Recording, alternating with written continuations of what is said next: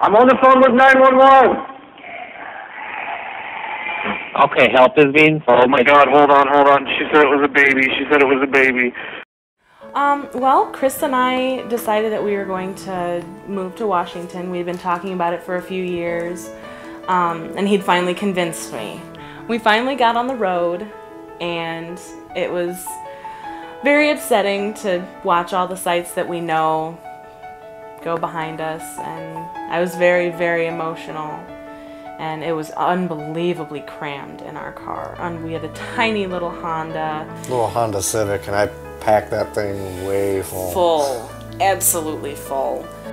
It was an afternoon shift that I was working, and the 911 line rang, and I answered it, and it was a male caller who said that he had been driving on the interstate all day with his wife, and they had been driving for 9 hours, and she had been in abdominal pain all day, and it eventually got worse, and they pulled over at a roadside rest area about 100 miles east of where we're located.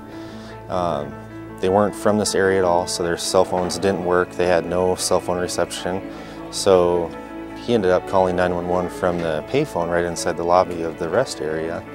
I was out, I walked the dog, I tried to give her as much time as she needed, and I'm just, I started getting this really uneasy feeling. I hadn't heard anything for a while. Like, all right, I gotta go in there. Probably about a half hour. All right, she should have been out by now. Something. I kind of heard sobbing, but couldn't fully hear yet. As soon as I opened the door, I'm like, "Are you okay?" That's when she just let loose, bawling. Hearing his voice just, and she started I lost screaming. I was like, "Do you want me to come in there?" She's like, "Yes." And I went in, and she was really freaking out.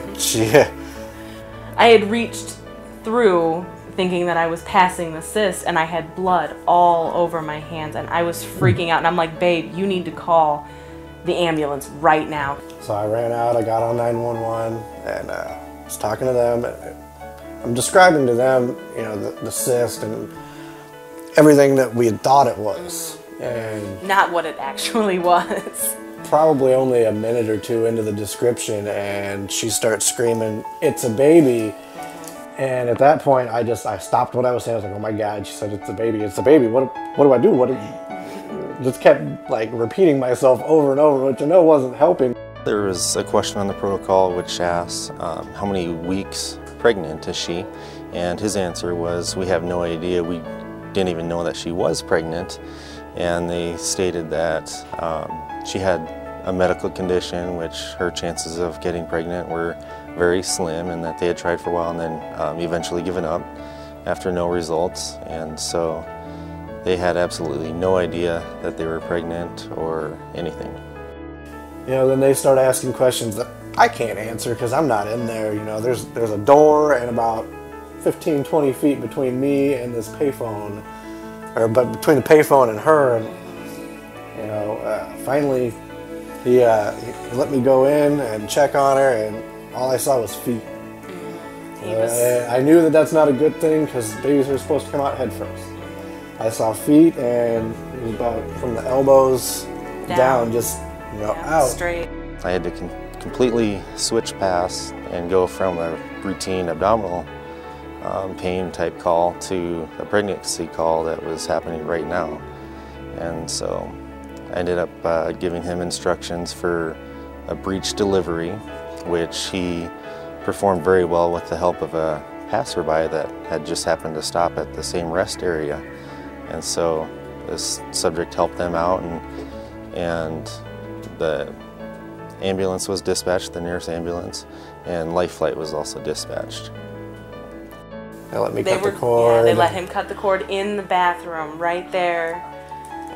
Right there, they let him cut it, and they got me set up in the ambulance, and they were rushing me about 20 minutes away from the rest area to be airlifted in case something was wrong. But they checked me out, and they checked him out, and they said everything was fine. I don't think he would have gotten through it if it weren't for Corey on the phone with him. Corey was really good. He walked me through everything. He was really patient with me, and I'm very thankful for that. I can't say enough about customer service at all.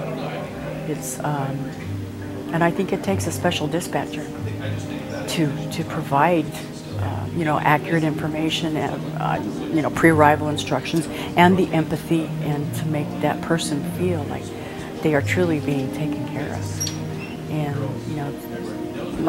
people forget that sometimes. To me, customer service means that you're actually paying attention to your caller, that you're reassuring them that they're going to get the assistance they need in a timely manner, and also letting them know that we are truly here to help. You don't want someone to call 911 and have a bad experience, because when something truly happens, they may not want to call back because they're like, the dispatcher's rude, and we hear a lot, well, why are you asking me all of these questions? So I try to explain to them that it's additional information for the people that are coming to help them, and it's very, very, very important. My job, I love every day I get to come to work and I get to help somebody else. And whether it be a young person trying to help their parent or an old person trying to help their wife that they've been married to for 60 years, I absolutely love it. And looking back on this incident, I can't even imagine what would have happened had we not been there to help them hold it together.